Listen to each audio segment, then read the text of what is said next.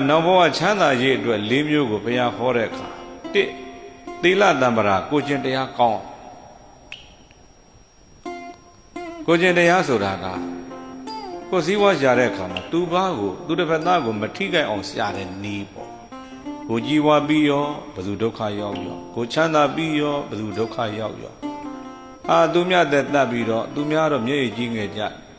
ဒုက္ခတွေရောက်ကိုကတော့ချမ်းသာတယ်ဒါဆိုရင်လည်းသီလတံပရာမဖြစ်ဘူးပေါ့အဲ့ဒီနည်းနဲ့စီးပွားချမ်းသာမယ်ဆိုရင်တမလွန်ဘဝနောင်ရေးဟာစိတ်အေးရတဲ့ချမ်းသာမှုမျိုးမဖြစ်နိုင်အဲကြောင့်နောင်ဘဝချမ်းသာခြင်းနဲ့ဆိုရင်ကိုကျင့်တရားကောင်းအောင်ကြိုးစားသီလနဲ့ပြည့်စုံအောင်ကြိုးစားဘုရားကဒီလိုပြောတယ်နောက်တကနံပါတ်2ကတတ္ထာတံပရာတတ္ထာဆိုတာကယုံကြည်တာဘာကိုယုံရမလဲကံရဲ့အကျိုးကိုယုံရမယ်ဘုရားတရားယရဏမြတ်သုံးပါးနောက်တကဖေကျေးဇူးမေကျေးဇူးစတဲ့ဓာမျိုးတွေပေါ်မှာကိုယ်ကယုံကြည်ချက်ရှိအောင်ယုံကြည်ချက်ရှိအောင်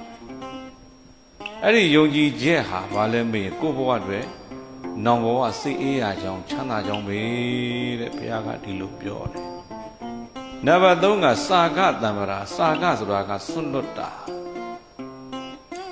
ဒီဘဝမှာကြိုးစားအားထုတ်လို့ချမ်းသာတဲ့ပစ္စည်းကိုဘယ်သူမှမပေးဘဲနဲ့ကိုယ်တယောက်တည်းကြီးစားသွားရင်တစ်သက်လုံးကစားလို့မကုန်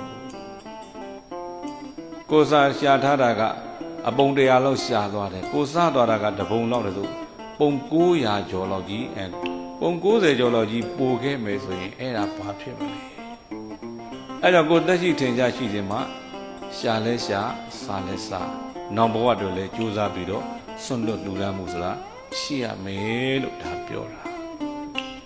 နောက်တကနံပါတ်4ကဘာလဲမေးပညာတံပရာပညာနဲ့လည်းပြည့်စုံရမယ်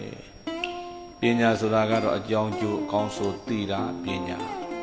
ကုသိုလ်အကုသိုလ်ခွဲခြားပြီးတော့သိတာပညာမကောင်းမှုကောင်းမှုခွဲခြားသိတာပညာမကောင်းမှုကောင်းမှုကိုသိပြီးတော့မှမကောင်းမှုကိုရှောင်ကောင်းမှုကိုဆောင်မယ်ဆိုရင်တော့လေနောင်ဘဝချမ်းသာကြောင်းပဲတဲ့ဘုရားကဒီလိုပြောတယ်